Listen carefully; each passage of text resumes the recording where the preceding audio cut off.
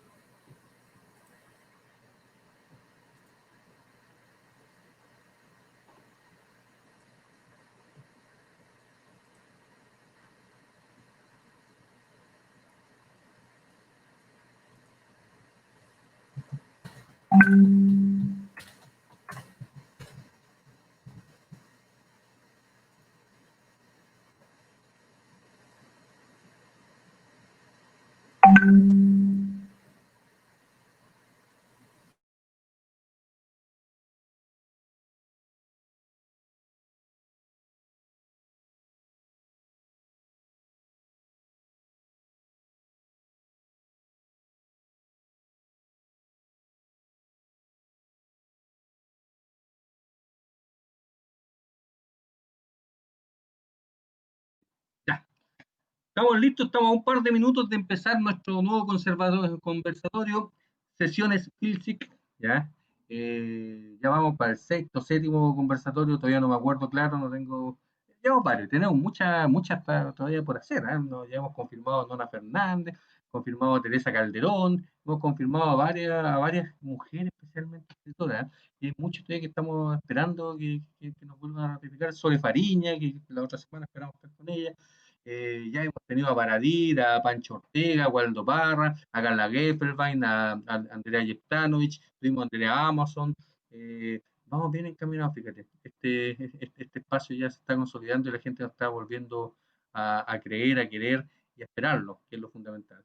Bienvenidos a todos y cada uno de ustedes a sesiones en vivo, sesiones Pilsic, aquí con conversatorio en vivo. Y esta vez vamos a hablar con una gran escritora, pero antes de darle el pase a ella, antes de empezar a invitarla, queremos volver a reiterar lo que hemos dicho hasta el día de hoy. Estamos en una situación crítica, estamos en una situación compleja. Quédese en casa. Si no se puede quedar en casa porque tiene muchas cosas que hacer, porque es su vida, depende de lo que usted haga en el día a día, por favor, salga con todos los resguardos y trate de tomar distancia física de otras personas. No queremos que este virus, no queremos que esta pandemia se lleve gente que no se tiene que llevar. ¿Ya? No queremos que se lleve a ninguna persona. No queremos que nadie más sufra con este tema. No queremos que nos sigan desnudando la vulnerabilidad que tenemos, la vulnerabilidad de este sistema que nos ha generado y nos ha dejado a todos nosotros al descubierto con todas nuestras debilidades. Una pandemia que, si bien es cierto, mundial, aquí en Chile estamos pasando hoy día el momento peak y esperemos y ojalá no nos afecte tanto. No soy muy optimista, pero ojalá me equivoque, ojalá yo en lo personal sienta que no está sucediendo aquello.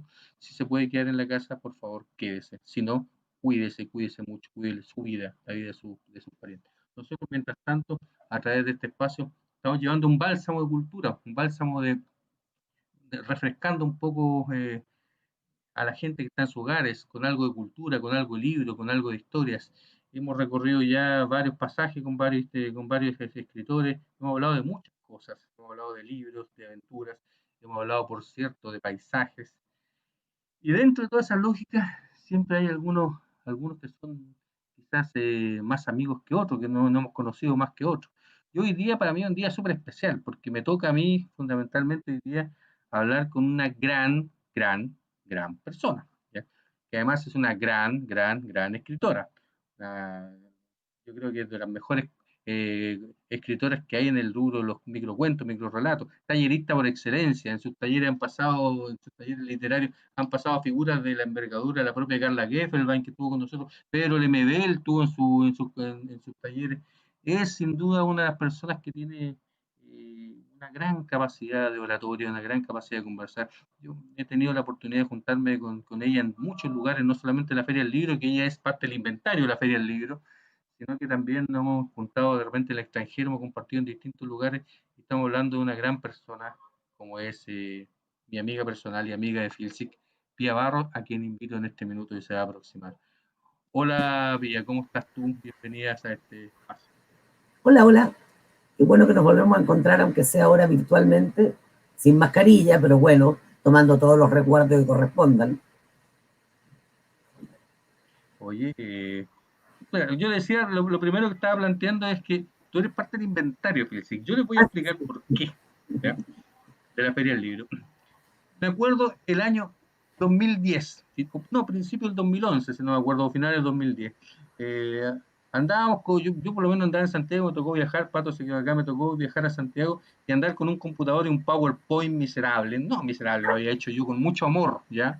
Pero un PowerPoint y es todo lo que tenía. Esa era la feria del libro que había. Y con ese PowerPoint fuimos a hablar, pero con empresarios, con medio mundo. Y ahí se fue gestando un poco la feria del libro. Y había mucho de pasión y mucho relato de este tema. Pero una de las personas que me apoyó, que nos apoyó de entrada, fue la Pía, ¿ya? Nos juntamos con la Pía a ver el tema, ella me empezó a conectar con estas personas por aquí, con estas personas por allá, y obviamente fue de las primeras autoras que vino para acá, pasamos conversatorios maravillosos, ¿te acordás de esos conversatorios en los vagones del tren Ah, con el gerente de fantástico. aquella época del Sí, ferrocarril? adorable. Sí. Sí, con Miguel Sepúlveda, que eran unos conversatorios maravillosos que hacíamos ahí. Tuvimos oportunidad de tener conversatorios, ¿cómo se llama este poeta peruano? El Antonio Cisneros, sí. Antonio Cisneros. Mm. Estuve ahí adentro Puede además haber sido de las últimas cosas que hizo. sí, fue Pero la última salida al extranjero que tuvo Cisneros fue con nosotros, los 3, 4 meses después falleció. Nos bajamos como 2 botellas. Bueno, yo estaba en plena feria del libro, que se quedaron ahí, se bajaron 2 botellas de whisky en el vagón, weón, llegaron al conversatorio medio encañonado, pero bueno, parte de la anécdota que pasaba. funcionó. Sí, no. Entonces la Pía era de las primeras que estuvo ahí, salvo una oportunidad que no vino a la Feria del Libro, ella ha estado todos el resto de las ferias del libro con nosotros, ha compartido, ha hecho talleres en Antofagasta, ha hecho talleres en colegios, en Mejillones, ha estado, no sé, en cuántos lugares hemos inventado, le hemos dicho, ya Pía, vamos a estar en tal y tal lugar, allá vamos. La Pía es de los menos complicadas que hay para hacer las cosas No, y de no, las no. más profesionales que hay para hacerlo. Si quieres parte del inventario, primero que quería presentarte por qué tanta loa, porque eres parte del inventario y Hay tú que nos decir viste que la nacer. vez que no estuve en la FINSIC era porque estaba en la Feria del Libro de Buenos Aires y coincidieron las fechas. Pero en general no me he perdido ni una, he estado en todas. No, creo que está no está en Estados Unidos en esa época, no me acuerdo. No, yo creo que esa fue, porque coincidió la fecha con unas jornadas que yo tenía que dar dentro de la Feria del Libro de Buenos Aires. Entonces coincidía justo la fecha y no se pudo. Estaba ya, eh, y yo que siempre soy desordenada, por supuesto, y digo a todo que bueno, y después, bueno, se me desordenan las cosas y no coincidió la fecha, pero en general, claro, porque en mayo, los primeros días de mayo, por desgracia ya pasó, pero bueno, el, yo usualmente estoy en febrero en Estados Unidos, y ahora no, pues, o sea, bueno, ya este año por supuesto en ninguna parte, solo en mi casita, pero ahí estamos. Sí, pues, por eso es que bueno, feliz que estemos conversando, feliz. Bueno, este año íbamos a cambiar en todo caso el lugar de la Feria del Libro, ya no va a ser nada en el ferrocarril, que va a ser por el estadio regional, y seguramente va a seguir siendo así cuando nos autoricen a hacerla. Y todos los hoteles vamos a cambiar, yo tengo claro que todos van a estar en lugares distintos, vaya a quedar cerca del Enjoy, así que no te digo nada. Ah, Y en no, general, mi tradición, tú sabes. Pero Antofagasta yo le debo el gran proyecto que tenemos desde el 2011, y que fue gracias al Enjoy de Antofagasta, el proyecto Basta, que partió siendo una antología, digamos, chilena, de 100 mujeres, 100 escritoras contra la violencia de género, y terminó siendo un proyecto internacional con 10 países y creciendo. Nos agarró la pandemia, pero Costa Rica debía estar ahora en esto también, otro par de países que ahí están, pero por supuesto todo el SCOA, entonces ya no es lo mismo. Pero la idea de esto que partió y que era nuestro sueño, haber hecho una antología de microcuentos contra la violencia de género, terminó siendo un proyecto mucho más grande, no tenía un peso. Fui, acuérdate que casi pierdo el avión, porque tú ahí desesperado porque me fuera, y yo estaba, porque gané y necesitaba irme con el cheque de vuelta, o sea, con la plata de vuelta para Santiago, y estamos al borde de perder el avión, llegué rajuñando al ala, pero llegué. Y gracias a Antofagasta, en realidad, ya le salen Joy por el favor concedido, empezamos el proyecto Basta, que ha sido nuestra maravilla de acción hasta el momento, y sigue siéndolo. Te creo, Pía. Y bueno, vamos abordando temas un poco más literarios. Primero, ¿cómo lo habéis pasado, Pía, este tiempo, estos días que ha sido complejo para toda la gente, para todos los chilenos? Todos hemos estado encerrados. Para un escritor estar encerrado, si bien es cierto, es complejo, no tan complejo quizás como para un artista. El escritor es una pega muy solitaria. ¿Ya? ¿Cómo has pasado estos días, tu Pía? ¿Cómo has estado? Es que yo creo que hay que separar cosas, porque se supone que los procesos creativos son en encierro o aislados o separados del resto. Pero esto es una presión que es distinta. Yo creo que para todas las personas es sumamente distinta. O sea, por ejemplo, cuando tú hay una charla para la universidad y se hace este supuesto de que todo el mundo tiene conexión a Internet, es también una invasión a la privacidad del otro. El que los chicos estén ahí con sus cámaras y todo, es una invasión a su espacio, es violento y es además mostrar aún más la tremenda brecha que hay de desigualdad en este país. O sea, el que además tenemos gobiernos que nos rigen desde un efecto central, que parece que el centro de Chile solo vive de Vitacura hacia arriba, y que no conoce el resto de la realidad. O sea, un ministro que llega a decirte que no sabía que había tanto hacinamiento, me parece una vergüenza nacional.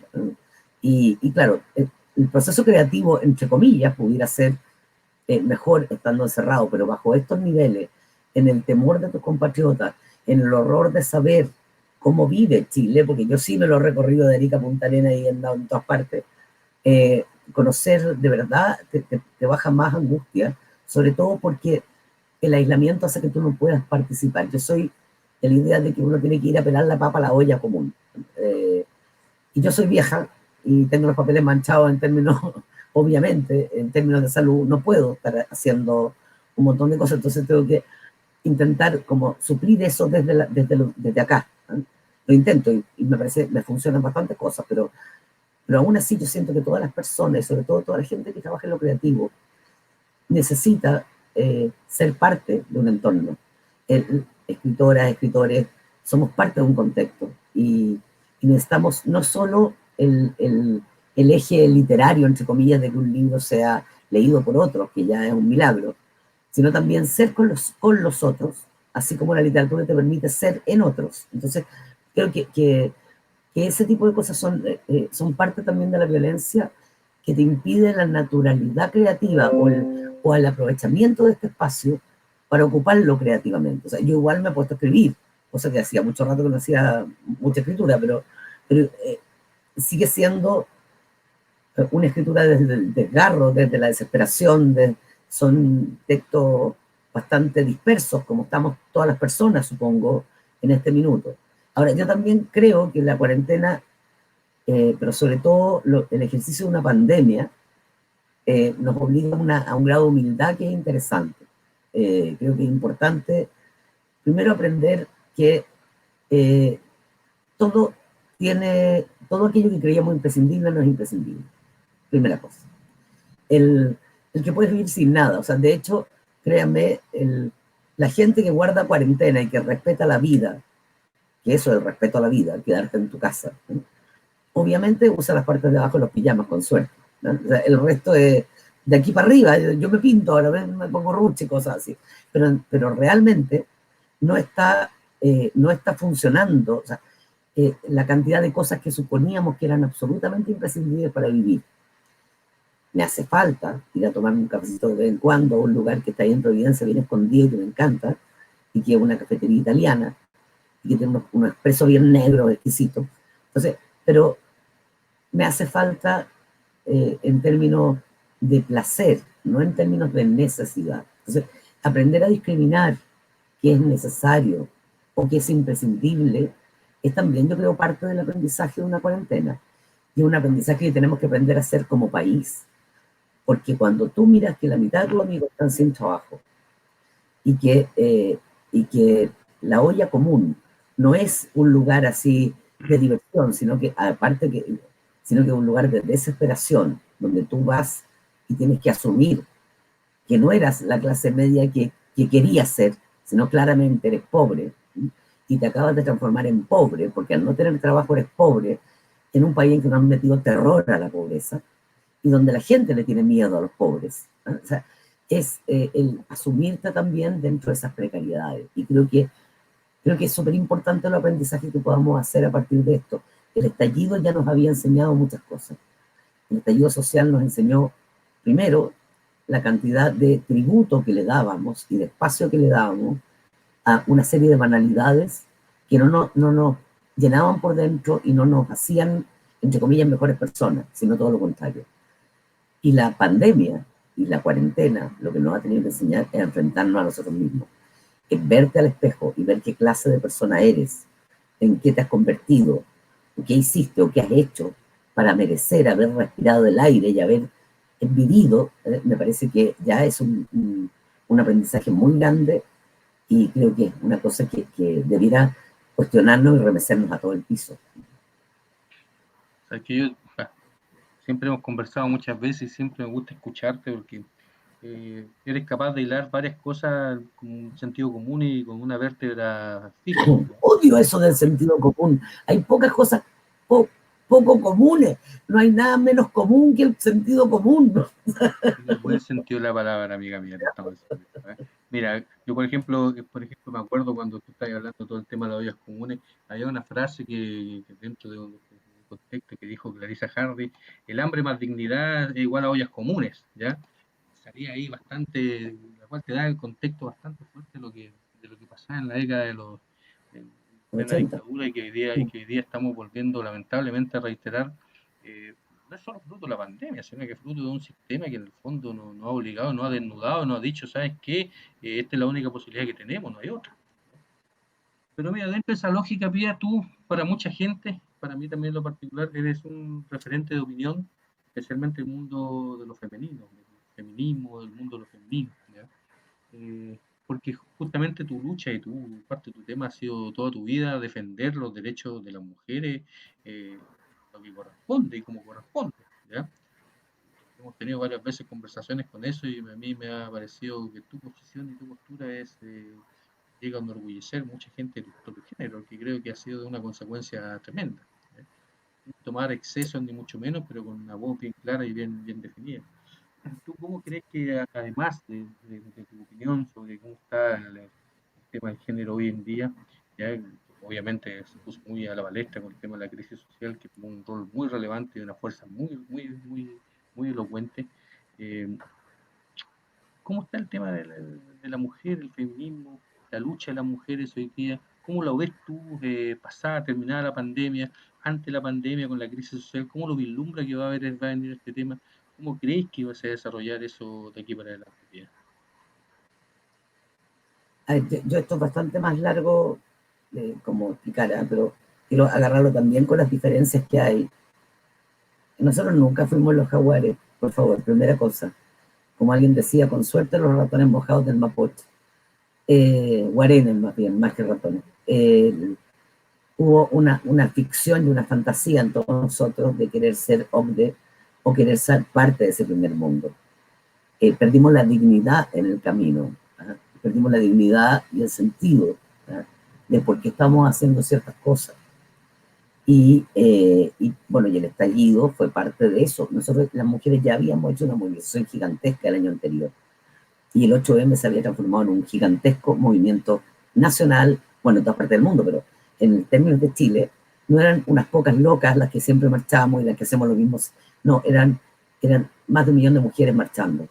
Ahora, a partir del estallido, que además pues, tuvo todos estos colectivos feministas apoyando, ayudando en las ollas solidarias del estallido, ojo, la olla común ya estaba, las lentejas solidarias y estaban las lentejas luchadoras y todo lo demás, y yo discutía porque le estaban a los cabros estas lentejas veganas y estas cosas así, yo soy el pecado de la carne en todas sus formas.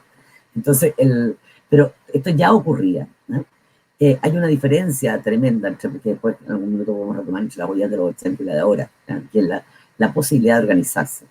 Ahora, la gigantesca movilización de mujeres que fue hito y mostrada en todas partes del mundo por lo masivo de digamos, la última movilización, el último 8 de marzo, dio cuenta también de, primero que el feminismo no es uno solo, que hay muchos feminismos.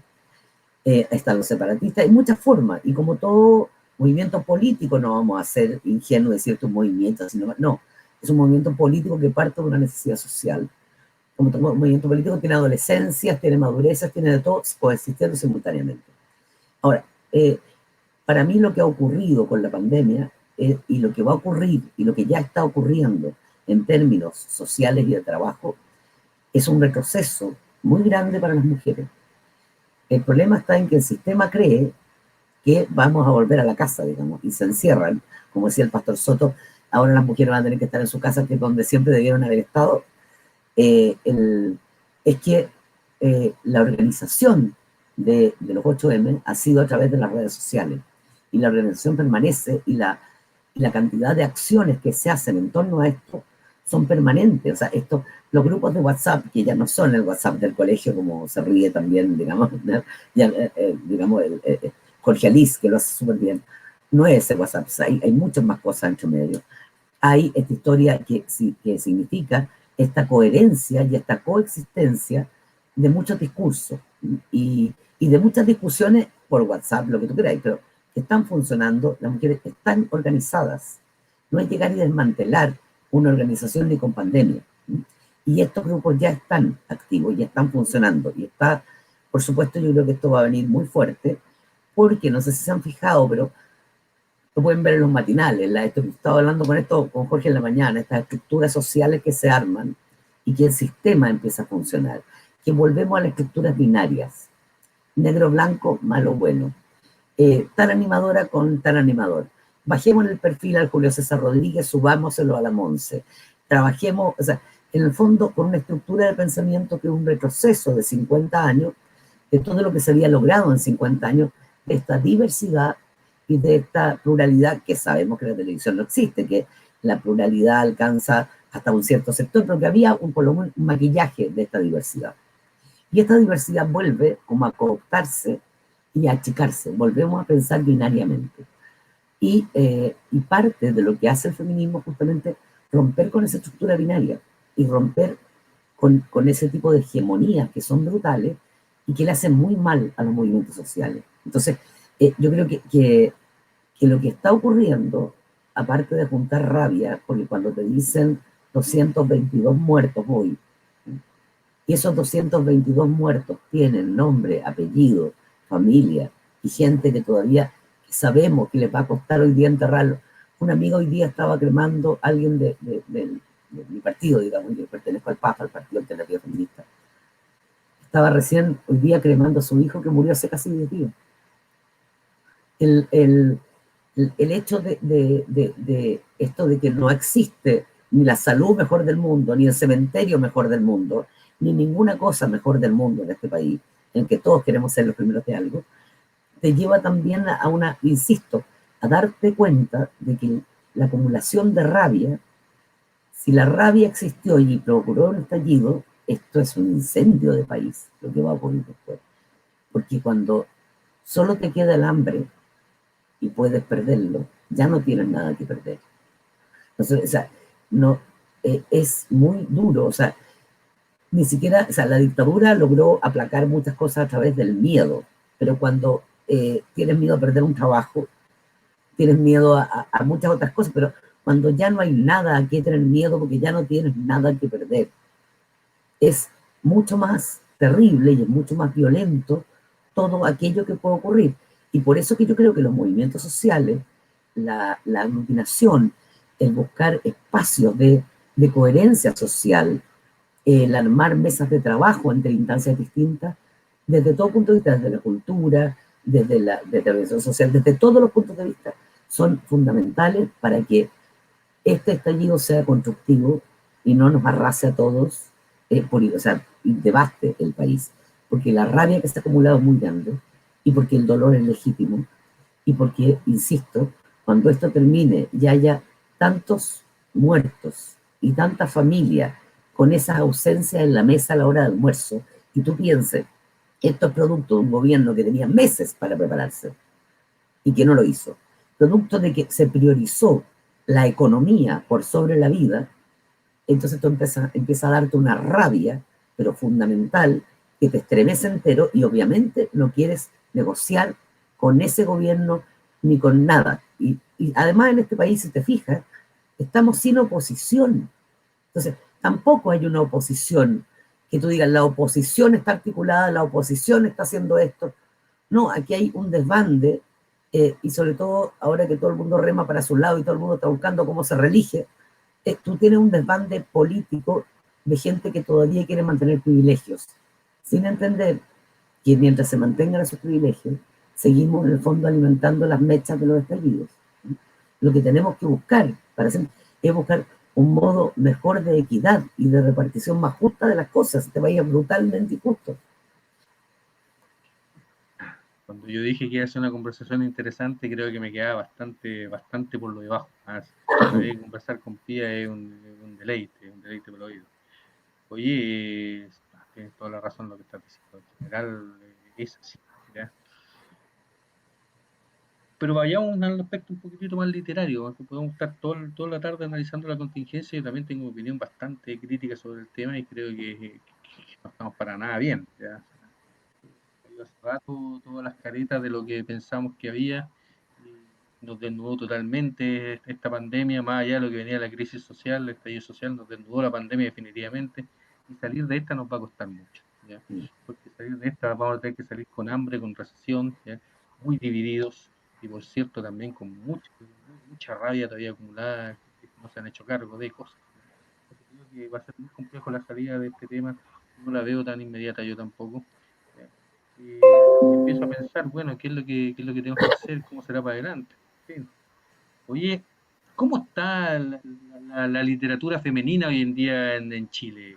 Yo, por ejemplo, pregunto, a mí me preguntan de generaciones que cuáles son, obviamente tú eres parte de los referentes, de generaciones más acá, más cercanas, sí, por supuesto, más cercanas a la mía, por supuesto, tu Búcar, Carla Geffelbein, qué sé yo, hay varios, son Pero conocidas, a ver, hay pero, un pero hay montón de un grupo joven, un grupo un gente poco más joven, como te digo, que tiene más muy generación de mi grande, edad. muy interesante y muy diverso. Y ojo, porque vuelvo a lo mismo historia. Yo esto es una cosa que venimos discutiendo para 1000 años, cuando decía, hay una cosa que es lo que vemos todo, que es, digamos, la industria cultural, y otra cosa es el movimiento cultural. Esto hemos discutido, llevamos años en esto. Millones de veces, sí. Una cosa es la industria establecida que efectivamente tiene ciertos parámetros, ciertos modelos de escritores y otro montón de escritores que Pero además en el yo te digo, mundo andan. desde las propias editoriales, la industria editorial, que pertenece a las editoriales grandes, que publican cierto tipo de textos, que le piden cierto tipo de cosas ¿Sí? a sus autores, es un tipo de industria.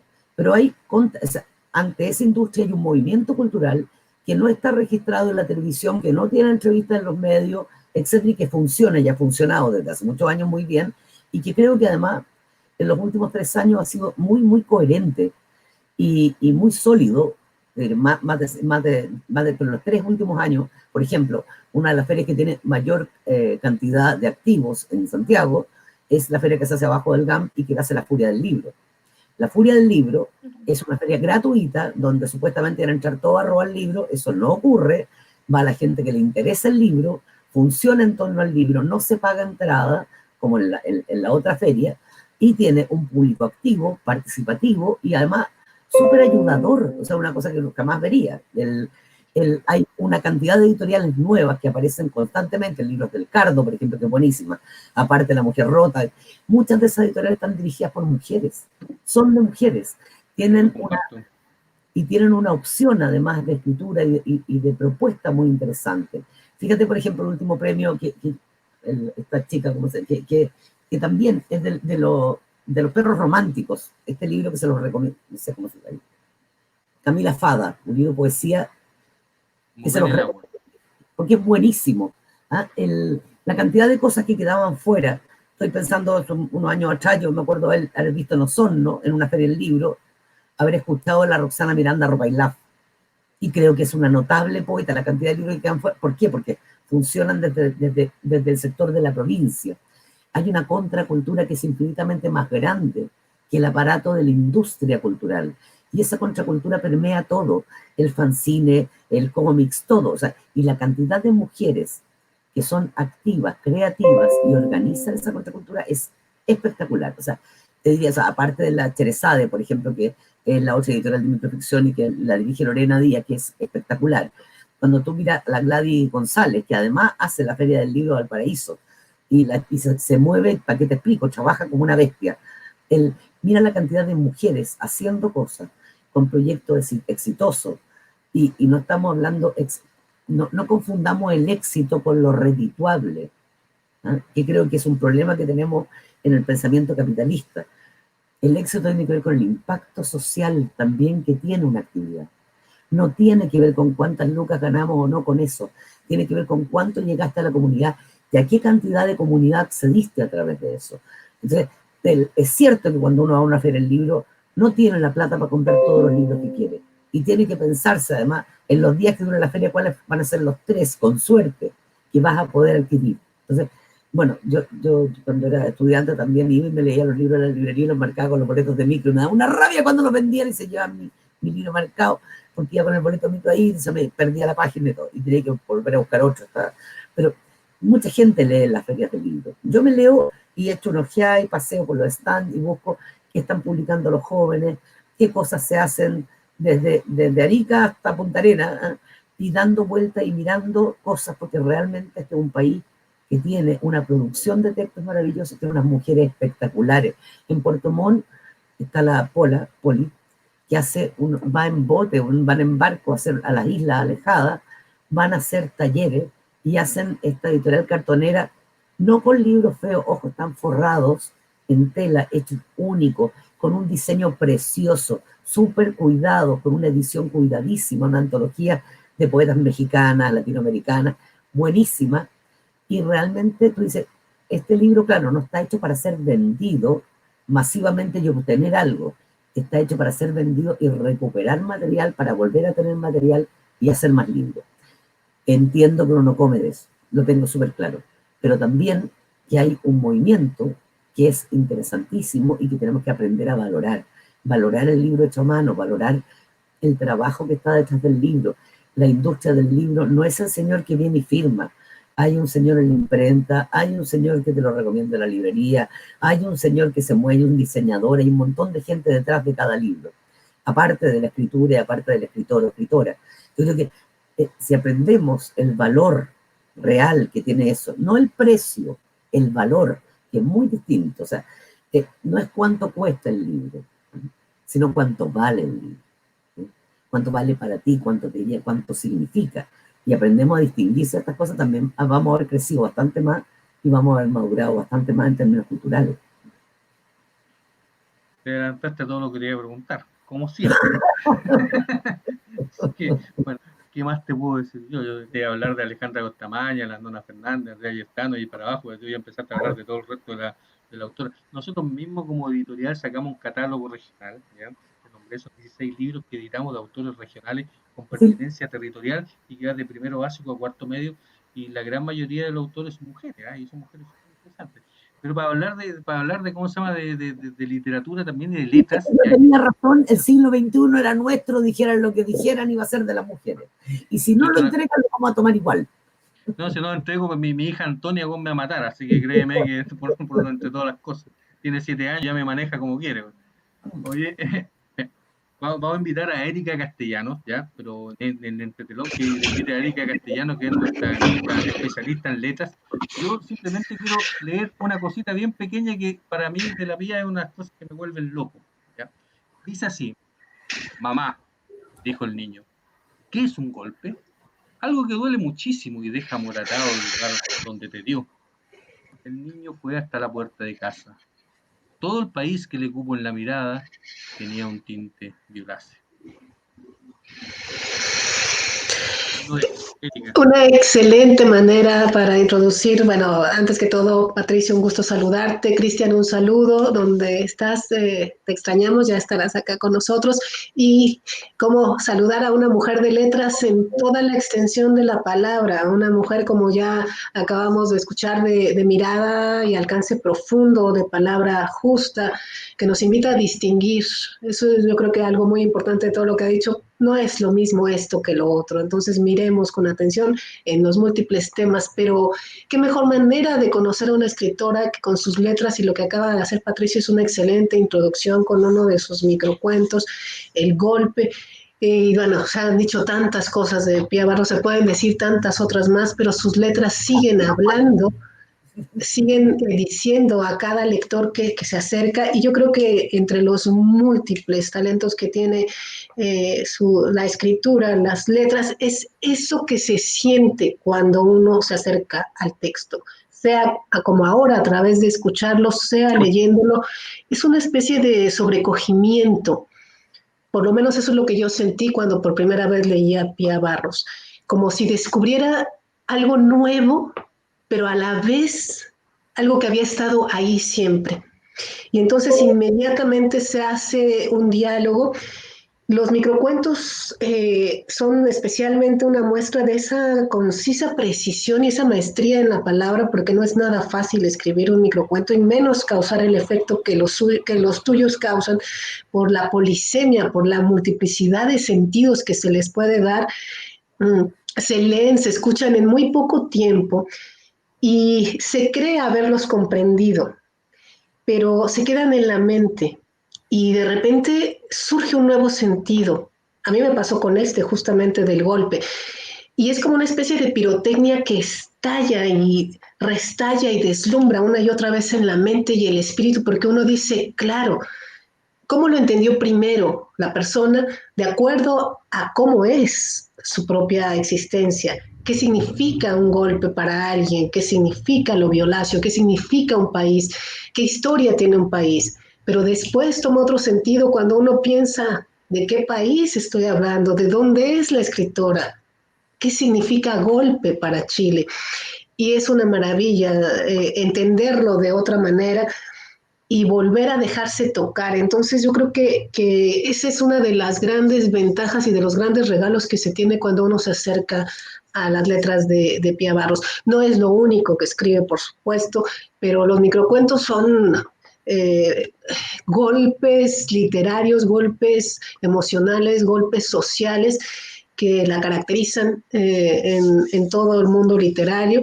Y bueno, para mí es un gusto estar aquí y voy a mencionar algunas de las cosas como contexto que hago no solo para que amablemente nos siguen, sino para uno mismo, porque a veces deja en el pasado lo que sintió las primeras veces que conoce a un autor y a veces es importante retrotraer las características. Yo lo que encuentro en Pía Barros es de verdad una maestría en el manejo del lenguaje, una adjetivación exacta que hace que los sustantivos se renueven, se recreen. Es una nueva vida la que les da el adjetivo que Pía elige.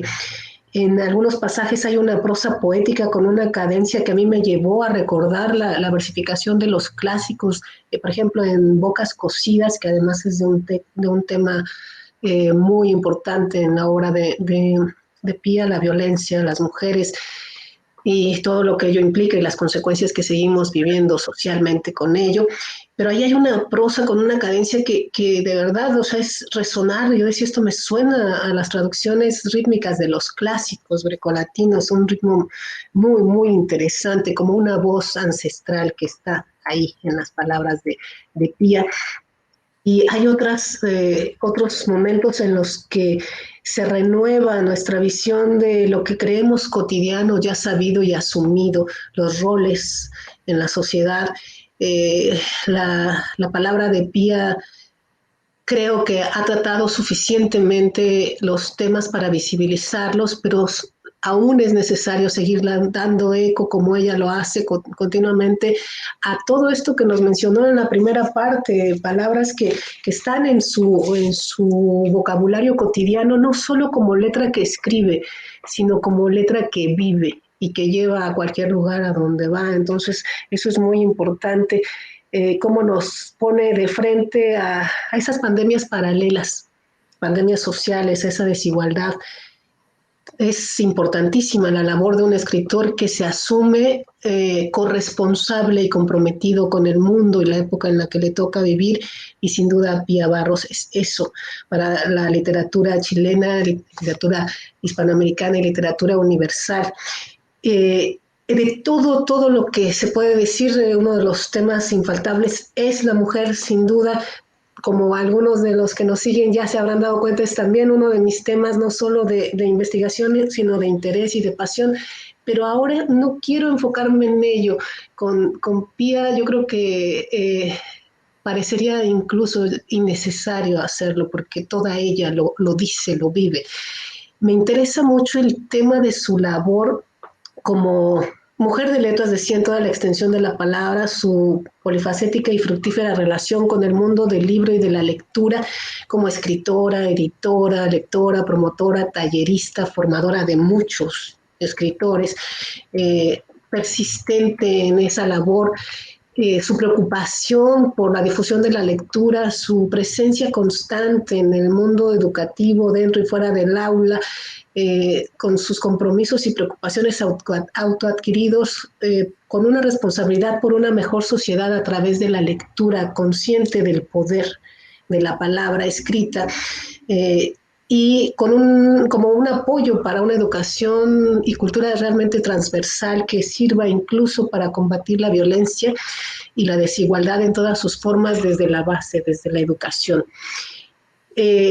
Con todo ello, Pía, con toda esa experiencia que usted ha tenido por estas décadas en las que ha crecido y ha hecho crecer este concepto, esta certeza de lo que implica saber leer en la vida de un individuo, con su preocupación por la falta de continuidad en las políticas públicas, en cultura y en educación en general, con toda esa preocupación social que usted tiene, ¿qué considera que es lo más representativo y de lo cual podemos echar mano de lo que estamos viviendo, de lo que usted ha vivido a lo largo de todos estos años de experiencia, de compartir con alumnos, con personas de muy diversos ámbitos, con escritores, con la gente de la sociedad de manera cercana?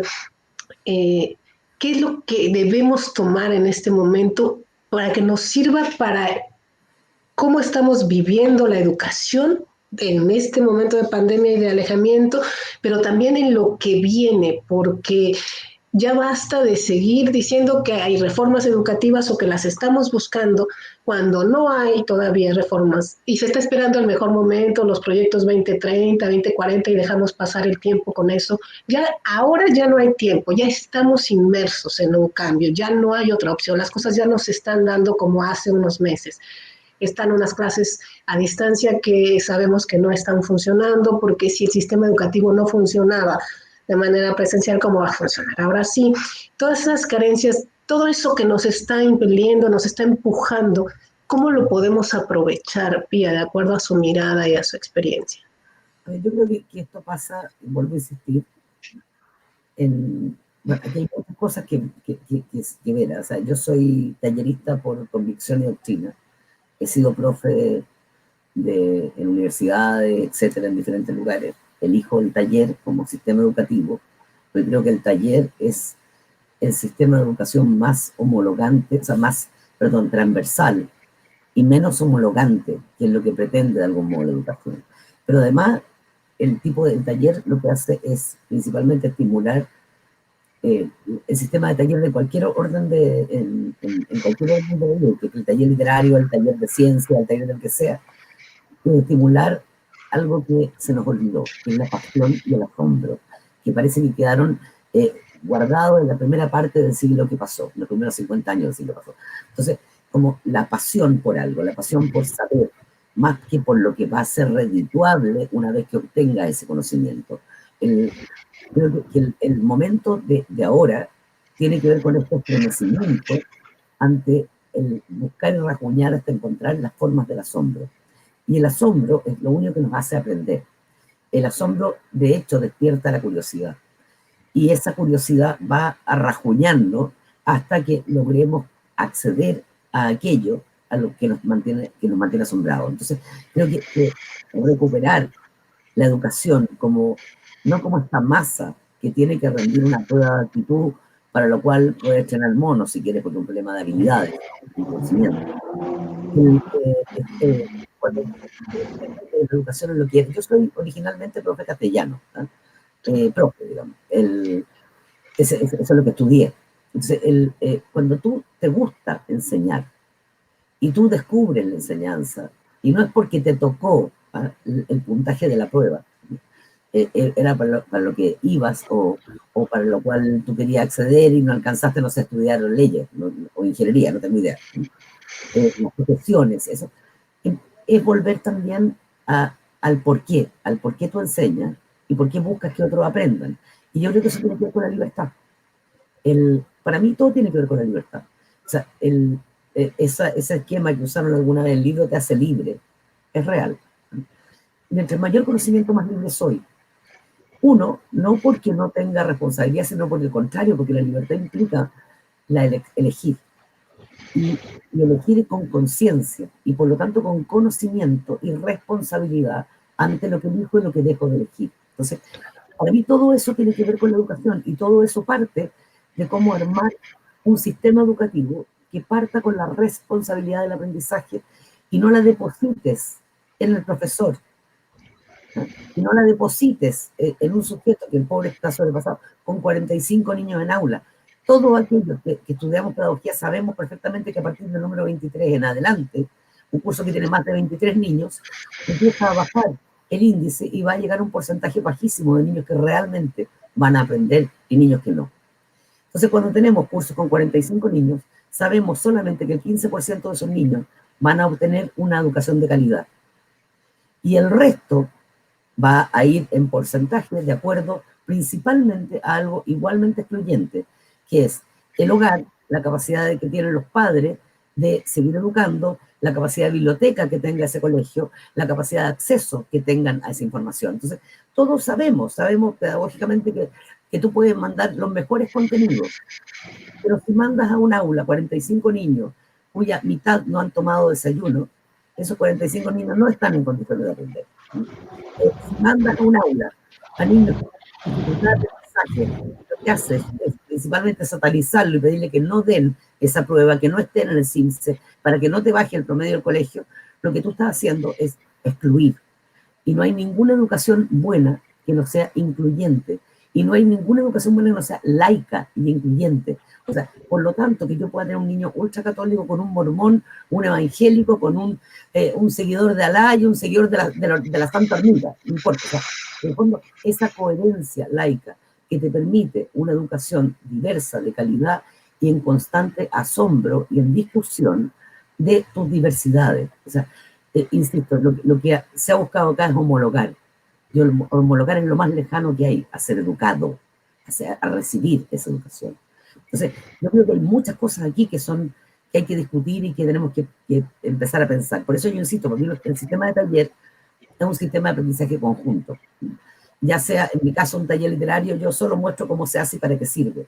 Cada una de las personas que estén en ese taller van a sacarle el mejor partido de acuerdo a su construcción cultural, a lo que quieren hacer con eso y a cuál es su propuesta. Y a su vez, yo creo que tenemos que empezar a pensar el por qué. O sea, a ver, a mí se me vienen 50.000 cosas a la cabeza y soy muy dispersa, pero yo vuelvo a una cosa muy vieja que llevo muchos años diciendo. Los bienes tangibles han cruzado todo el siglo XX. Nos metieron el capitalismo, pero por los poros. Y todo tenía que ser tangible. Todo era aquello que podemos tocar. O sea, elegimos un libro o una pizza. No, la pizza está ahí, fíjate, porque la otra cosa es más abstracta. ¿Ya? Elijamos la pizza. Vamos a ver una película. O mejor arrendamos una y vemos 30, porque así multiplicamos en el fondo los pesitos, ¿ah? Para ver 30 una película.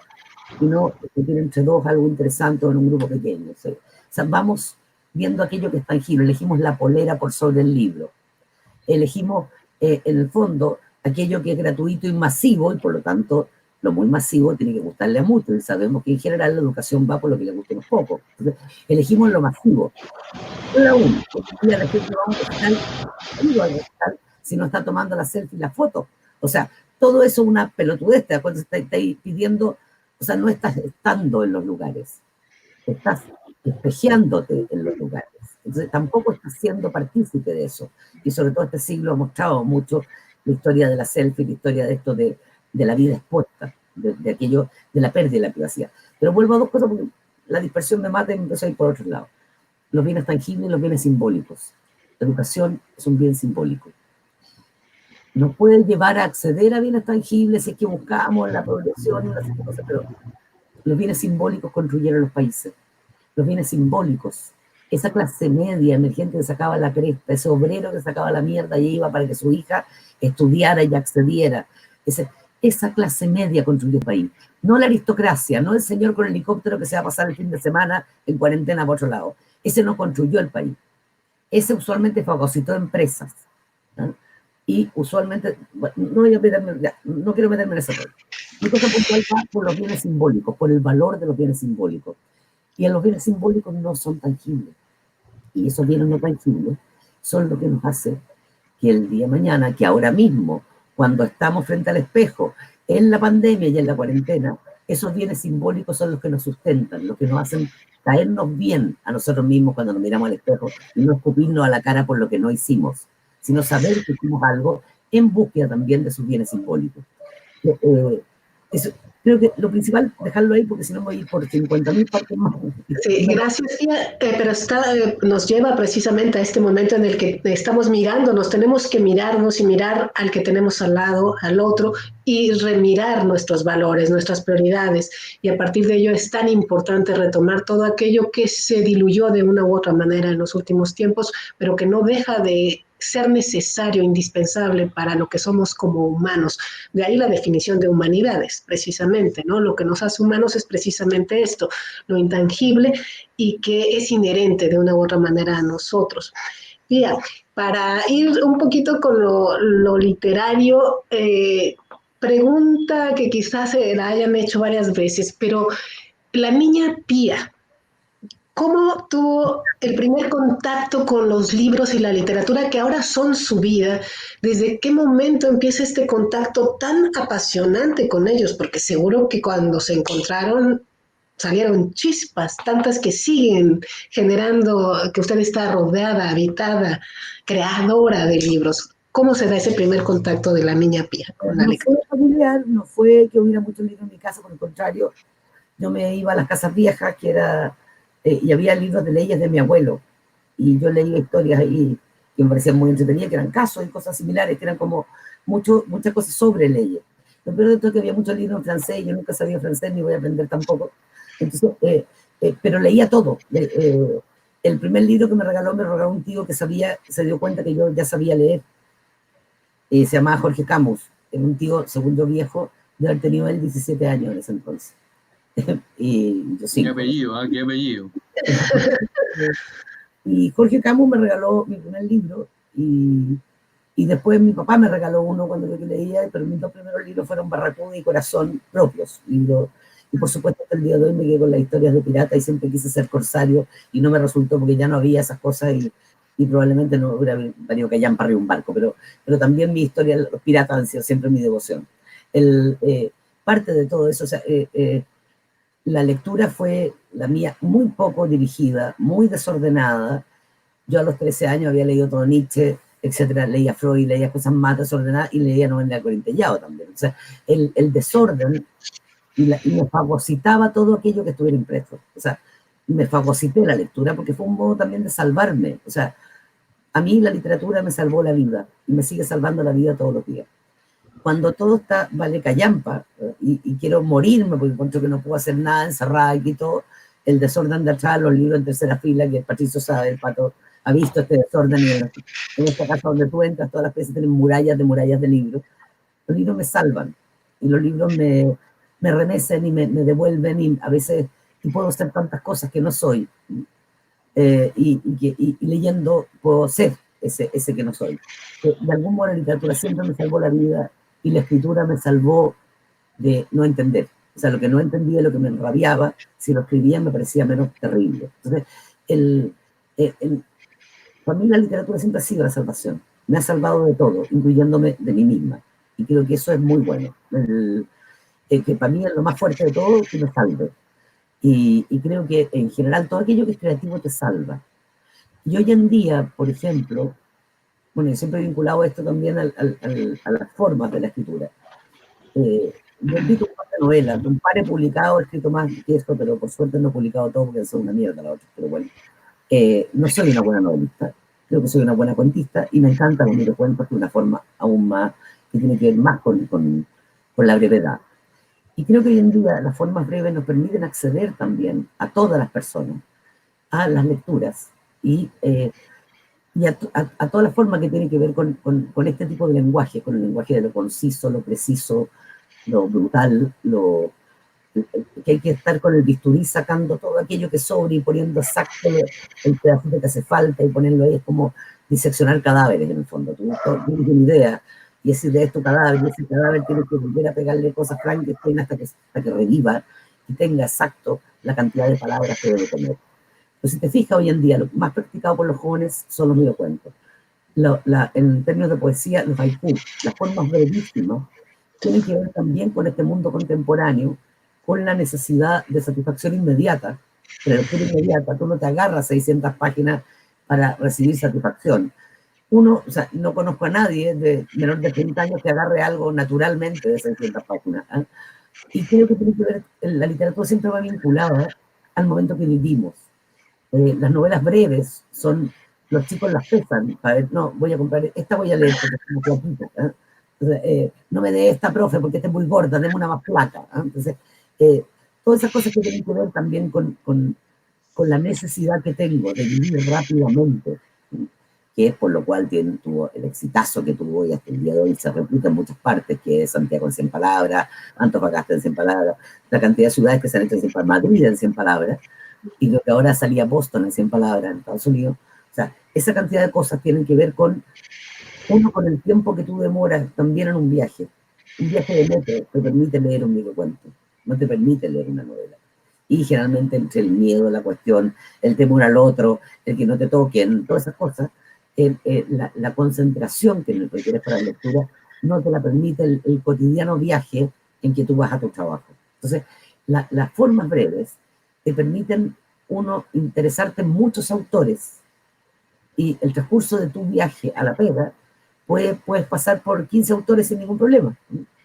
Y al mismo tiempo, me refiero a poesía, narrativa, lo que al mismo tiempo tampoco te produce, tampoco es disuasiva. Las formas breves son persuasivas. Todos creemos que como son cortitos podemos hacerlos también. Y desarrollan en nosotros nuestra capacidad creativa. De algún modo el sistema capitalista te dijo que había creadores y reproductores, y que los creadores eran unos poquitos. Desde Steve Jobs es uno solo. El millonario es uno solo. El resto es masa que tiene que repetir algo o rehacer algo y usar el programa que otro inventó. En la literatura, de algún modo, lo que hace, y las formas breves lo que hacen es despertarte y decirte que todas las personas somos creativas. Y es cierto, todas las personas somos creativas. Y cuando tú dejas un texto, una receta de cocina, lo que sea escrito, y pasa por el lenguaje, tú acabas de hacer que tu paso por la tierra haya valido la pena. Y entonces, el microtexto, el microcuento, la brevedad te ayuda también a que no sea disuasivo. Si puedes darle, yo conozco gente que pasa años escribiendo un solo microcuento. Y creo también que hay gente que por un solo microcuento merece haber vivido. De verdad, por un verso uno puede salvar un poeta de un libro entero. Monterroso a todos nos conquistó con su pequeño micro relato de una oración y todo. Oye, a la gente que nos está viendo, entre paréntesis, antes que termine el programa, a todos participen, manden saludos, alguna pregunta, y le vamos a regalar este libro, adivinen de quién. Ahí lo tenía en inglés. En versión español-inglés, ¿ya? Versión español-inglés, libro con que ganó el premio Altazor del 2011 La Pía, nada más ni nada menos, ¿ya? Por lo tanto, es un gran libro en lugar del otro. Oye, Pía, yo te quiero también hacer una consulta. Más bien una consulta, una reflexión, y Voy a sacar el tarot, dígame. me gustaría saber lo que tú piensas, ¿eh? Que no es tan literaria necesariamente, pero sí tiene mucho que ver con el mundo de la cultura. Lamentablemente, aquellos que estamos en el mundo, insertos en el mundo de la literatura y la cultura en general, ¿ya? Esta pandemia nos ha pegado dos veces.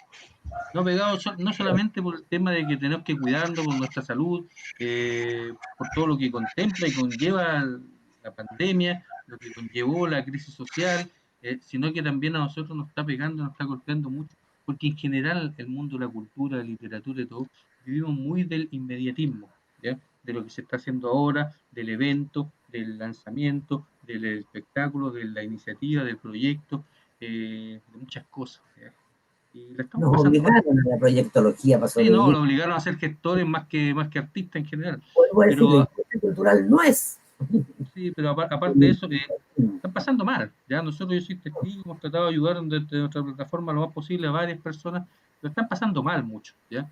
Porque había un circuito que nutría mucho a la gente, la cultura, el circuito de la música, especialmente, que el pub, el La restaurante, arte los eventos escénica. de empresas, ¿cómo se llama? Los proyectos culturales que se desarrollaban, en el cual iban cobrando y iban haciendo caja durante el mes para vivir y sobrevivir. Hay mucha gente que hizo su vida en pos de eso, ¿ya? Aquí tengo el mundo literario, no ha habido ningún lanzamiento, no ha habido ningún tema, las librerías cuentan en el suelo. Yo estoy dentro de la asociación de libreros que acabamos de fundar, ¿ya? Y te diré que complejo el tema por el mismo, por el mismo tema de la venta. O sea, no podemos abrir a público, las ventas online funcionan, pero hasta por ahí no va, todo esto está adecuando, pero bueno, hay camino y camino. En general, el mundo de la cultura, tú ves, teatro, todo, no se salva ninguno, ninguno se salva. Pasa que quizás dentro de la industria creativa, el mundo de internet, qué sé yo, el diseño, alguna cosa, pueda tener pueda estar pasándolo un poco mejor sin dejar de pasarlo mal. Y cuando nos plantean que, ¿cómo se llama?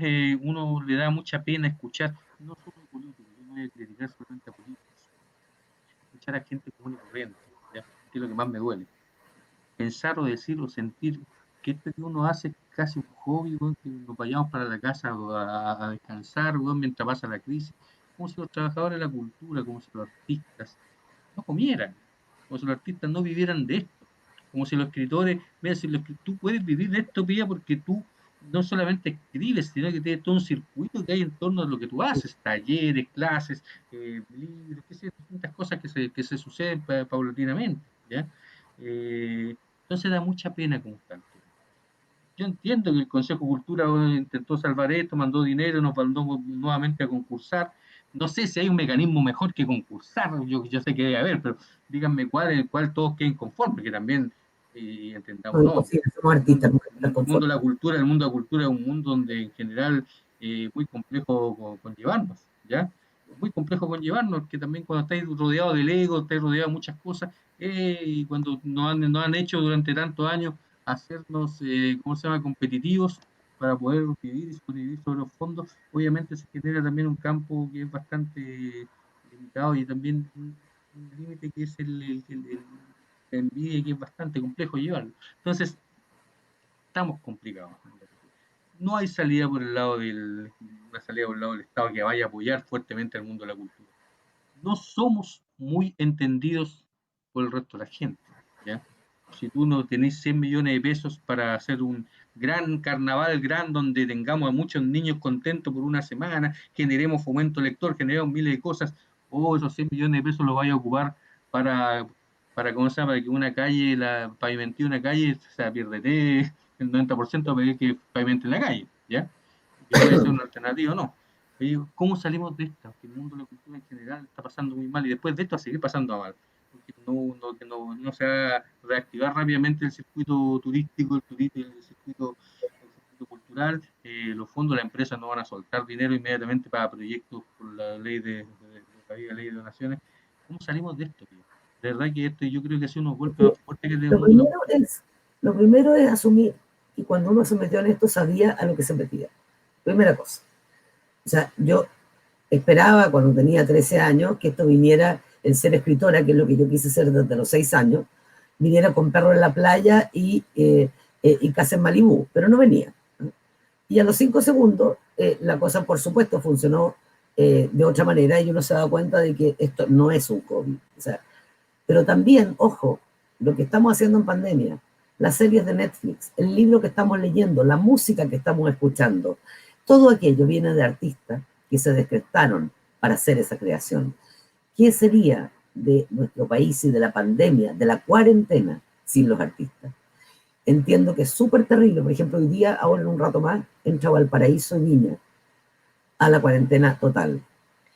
Todavía hay un montón de artistas en Valparaíso que viven de cantar en la feria, que están en los paseos y que han hecho su vida de las monedas con las cuales pagan la pieza y siguen cantando, yendo a miles de lugares.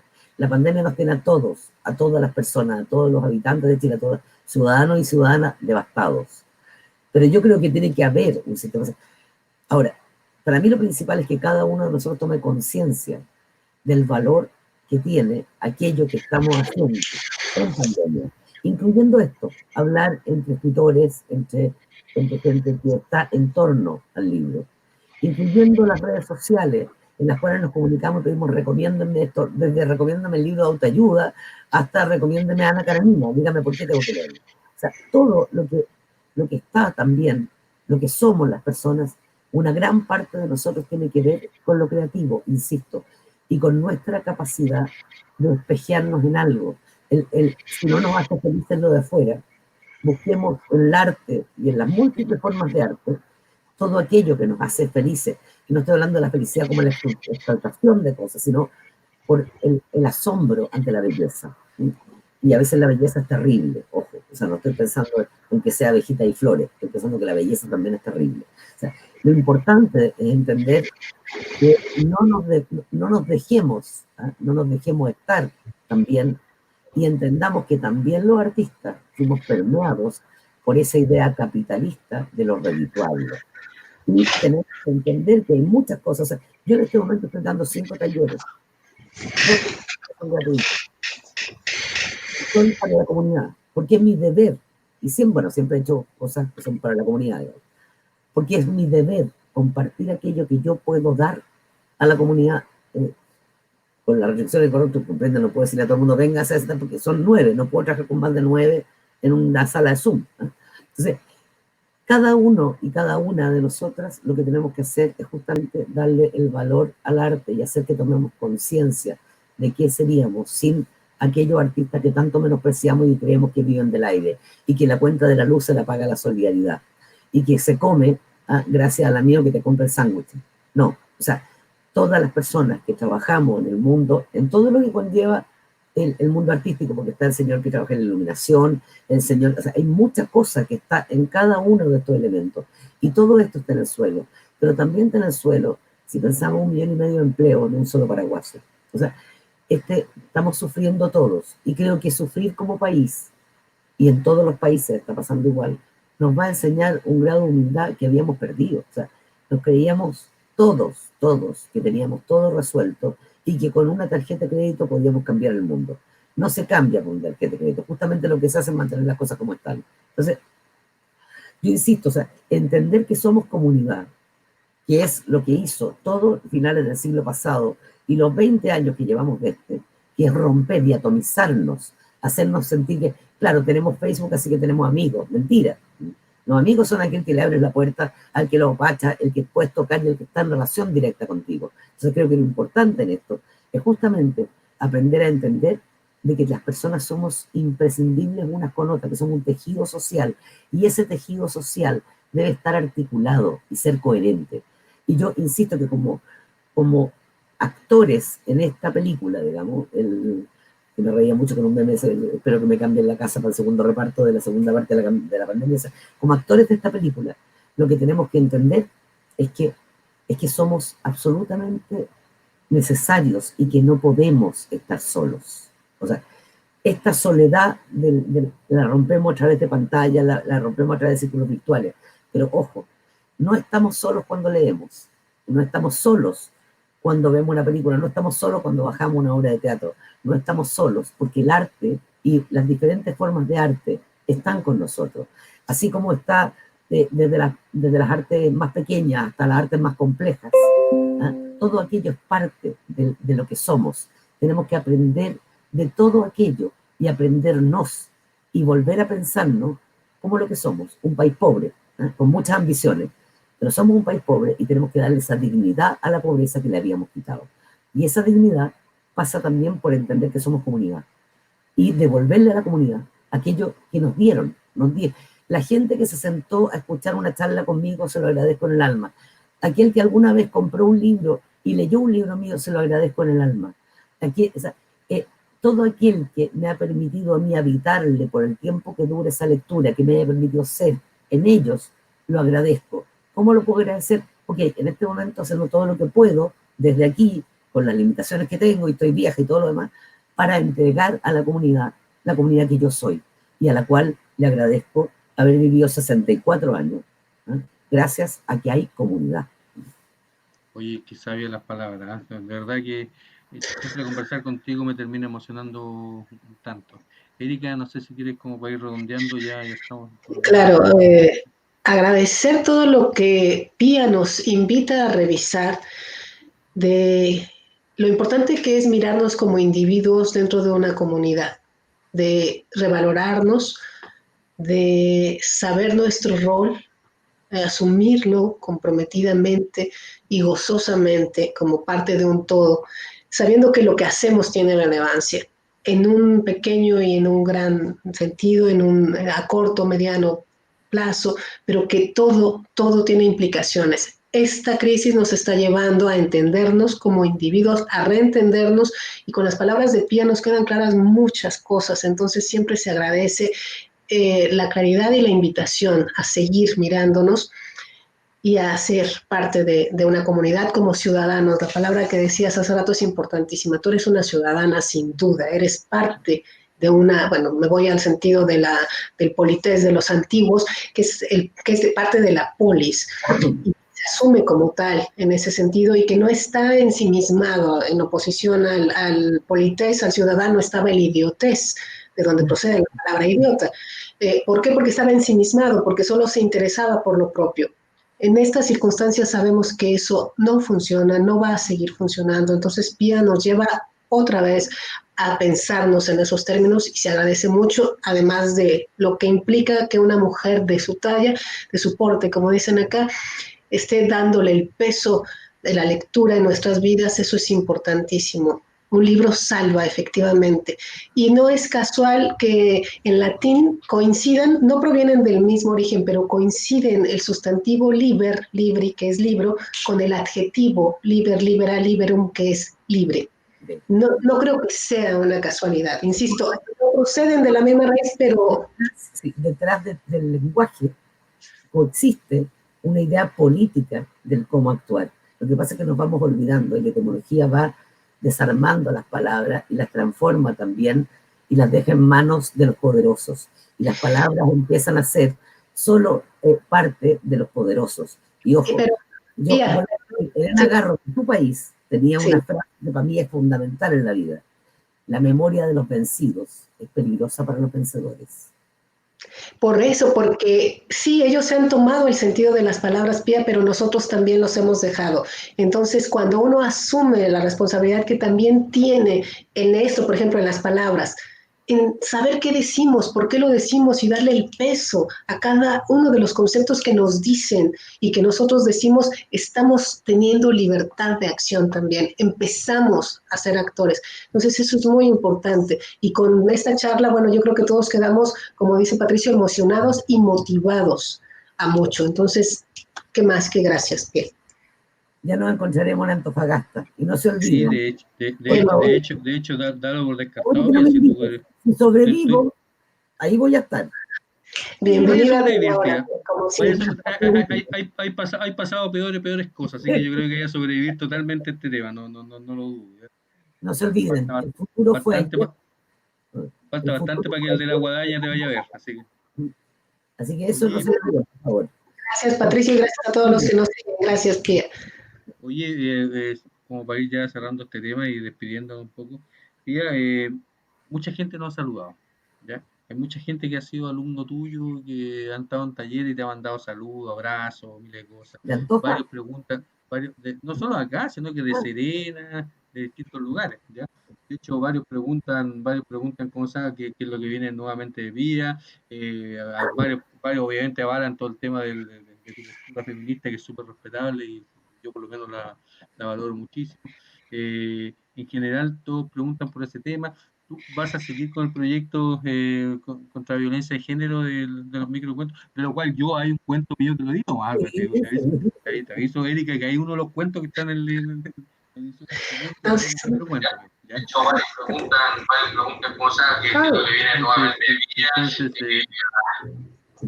Bueno, Entonces, ¿qué es lo que viene, Pía, como para que la gente más o menos vaya preguntando todo qué es lo que viene tú para adelante? no les voy a mostrar el desorden que tengo acá, pero obviamente tiene que ver con otro libro cuentos donde tengo muchas cosas que estoy escribiendo sobre el horror de los edificios, que algunos lo he publicado en Facebook, las cosas de pandemia, pero cosas que tenía sueltas antes. Tengo que tratar de pensar y tomar distancia para ordenarlo como libro y que no sea un desparramo como las cosas, pero Te lo he leído en Facebook, que ha subido varios microcuentos sí. muy interesantes. Oye, María Eugenia Ayala te manda saludos desde Paraguay, ¿te acuerdas ese Ay, poeta? mira, ya, Una linda ahí, esta placa hay que mandarle saludos, claro. manda una poeta, pero tremendamente maravillosa. Sí, a mí no me queda más que agradecerte, ¿ya?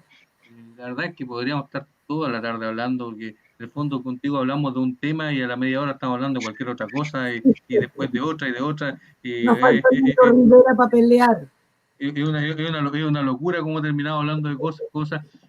Aquí me acuerdo cuando andábamos en Paraguay, cuando estuvimos en el casino en Guadalajara, para que veáis, Erika, que estuvimos con la tía jugando en un casino en Guadalajara una vez. Yo por lo gané algo de dinero, la vida no, pero bueno.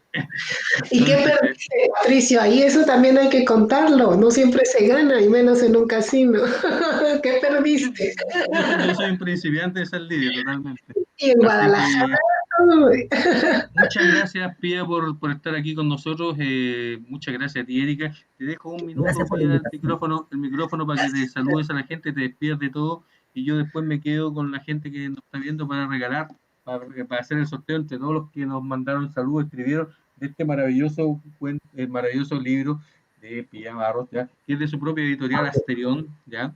En lugar de otro, ganadora del premio Altazor del 2011. Así que, Pía, tienes un minuto por la pantalla, despídete de la gente, te está esperando, hay mucha gente viéndonos, ha sido mucha la audiencia que hemos tenido hoy día. Y bueno, uno, agradecer la invitación, primero de nada, siempre es grato conversar, sobre todo ahora ver a alguien más que no sea mi marido, que es súper bueno. Pero sobre todo, invitarlos a pensar en las formas breves, empezar a recordar una palabra antigua que se nos había olvidado, que es la consecuencia. Es una palabra política. Aprendamos a vivir en consecuencia con aquello que hablamos. Seamos consecuentes y sobre todo vuelvo a insistir en esa frase que yo les decía que para mí es súper importante. Somos parte de un todo y ese todo nos necesita a cada uno y a cada una de nosotros. Y no olvidemos que el futuro fue ayer de madrugada. O sea, ya no, es ahora. Un abrazo y me encantaría volver a verlos en algún minuto y conversar. Y nos falta, pero por favor, todos los picos sour del mundo y todas las conversaciones ahí me esperen en Antofagasta porque pienso llegar. Hasta el momento tengo toda la voluntad de hacerlo. Yo lo tenemos muy claro, Pía, que tú vas a estar acá todos los años que hagamos Feria del Libro. Nuestro compromiso siempre que partimos Feria del Libro decimos quién vamos a invitar, Pía Sole, Pía Sole y sigamos, ¿quién más? Ya es así del inventario que parte. Así que Pía, espero tenerte pronto por acá para que conversemos. Muchas gracias, Erika. Muchísimas gracias, Pía. Tú sabes que te quiero muchísimo. Antonia ahí que te está tratando de meterse, de mandar un saludo como corresponde. Y un gran abrazo, Pía, a la distancia. Cuídate mucho, por favor. ¿Ya? En eso estamos. Erika, Pato, cuídense bien. No hay nadie inmune, por favor. No, por lo absoluto. Y vamos con tu esposo, luego a hacer un conversatorio también, porque obviamente es un grande de las letras también, así que no hay nada que decir. Por favor, a toda la gente que está acá, quédese un minutito porque vamos nosotros ahora a hacer el sorteo del libro, mientras yo despido a nuestra gran invitada y nuestra colaboradora permanente. Un saludo a Cristian, que también está viéndonos. ¿Eh? Cristian, el gordito, nos estaba viendo, mandó un saludo. Un abrazo. Mandó un saludo y Cristian ya va a estar en el otro capítulo. Vamos a tener a Teresa Calderón dentro de Así que muchas gracias, Pía. Nos estamos viendo a ustedes. Chao, Erika. Chao. Las letras siguen siendo nuestro punto de encuentro a través de la FILSIC. Muchas gracias. Totalmente. Muchas gracias. Que les vaya bien. Yo voy a hacer ahora el sorteo entre toda la gente que participó con nosotros. Y para hacer esto, a toda la gente que ha escrito, salvo Carolina Cepeda, que acaba de escribir, Carolina Cepeda, está toda la gente puesta en nuestra plataforma, no en nuestra plataforma, sino que nos colgamos una app de sorteo que hay en la web, para que sea lo más transparente posible. Están todos puestos los que escribieron alguna cosa, están acá, ¿ya? Y vamos a hacer el sorteo de este libro entre todos los que están participando aquí, como todas las veces cuando cerramos el programa. Voy a comenzar, como siempre se hace, comenzar, opciones, un libro, confirmar, y nos vamos con el premio. Veamos quién se lo adjudica. 3, 2, 1, y el ganador es Julio Mandujano. Julio Mandujano, si tú estás viéndolo, que sí, es escrito bastantes veces Julio Mandujano, tú te has ganado el premio, el lugar de otro del libro de Pía Barros, ¿ya? Por favor, escríbeme, te voy a dejar puesto aquí en el post mi correo, perrojas@filsic.cl, ¿ya? No es más que eso, @filsic.cl. Escríbeme para que me envíen los datos, todos nos pongamos en contacto contigo y podamos, ¿cómo se llama? Hacerte llegar el libro, lo vengas a buscar como correspondes, o hacértelo llegar si que tú estás en otro lado. Así que, Julio, a los que lo conocen, infórmenle, cópienle el correo, díganle que me escriba, ¿ya? Se ha ganado el premio del lugar del otro. Nosotros nos vamos a estar viendo la próxima semana con otros conversatorios más. Tenemos a Teresa, a Teresa en un conversatorio Calderón el día viernes y estamos confirmando el día martes o miércoles. ¿Ya? Nos falta un pequeño detalle para confirmar. ¿Cómo se llama? Julio, estaba ahí, perfecto. Te ganaste el premio. Escríbeme, te acabo de dejar el correo. Escríbeme y va a ser el tuyo este libro, lo vas a buscar a la librería. Así que un gran abrazo para ti. Gracias por seguirnos. Síguenos permanentemente. Ojo que vienen muchas sorpresas en nuestra plataforma FILSIC Online, no solo con los conversatorios que vamos a seguir haciendo durante todo este periodo, pero se nos van a sumar, Erika que estaba allá, se nos va a sumar con un gran tema que nos va a recomendar libros para que nosotros leamos con toda la sapiencia que tiene, nos va a decir este libro por tal y tal razón, nos va a contar un poquitito de él y nos va a recomendar libros. Vamos a tener a Cristian también en unos conversatorios también con historiadores de Antofagasta para que hablemos de historia de acá, de historia universal, hablemos de cosas. El tema es hablar, conversar, juntarnos, encontrarnos. Cristian va a estar conduciendo ese programa. Vamos a tener, como sea, yo me comprometí y es así. Desde la próxima semana vamos a empezar a citar y hacer también un programa en vivo con escritores regionales. Amerita, es necesario que conversemos, que nos conozcamos, que conozca el resto de la gente lo que están haciendo aquí, lo que se hace. Desde la próxima semana vamos a empezar a convocar para que la semana subsiguiente estemos una vez a la semana saliendo en conversatorios con escritores regionales de Antofagasta, que es súper necesario hacerlo. También vamos a tener un espacio con Eduardo Rojas, que quiere hacer unos relatos escogidos. Va a contarnos cuentos, va a contarnos un pequeño microcuento, nos va a leer una poesía, va a hacer unos relatos escogidos.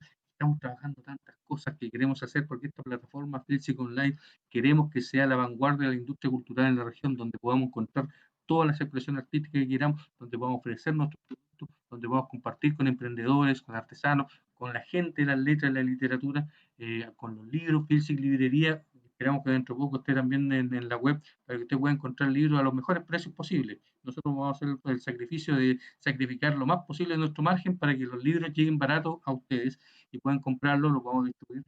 En general, créanme que por favor que la apuesta que estamos haciendo como FILSIC es inmensa, es grande, el desafío es tremendo, es a mucho a punche, como diría, mucho solamente a tiraje personal para hacer esto, pero estamos confiados que ustedes nos van a recibir, que ustedes nos van a querer y que ustedes van a estar siguiendo.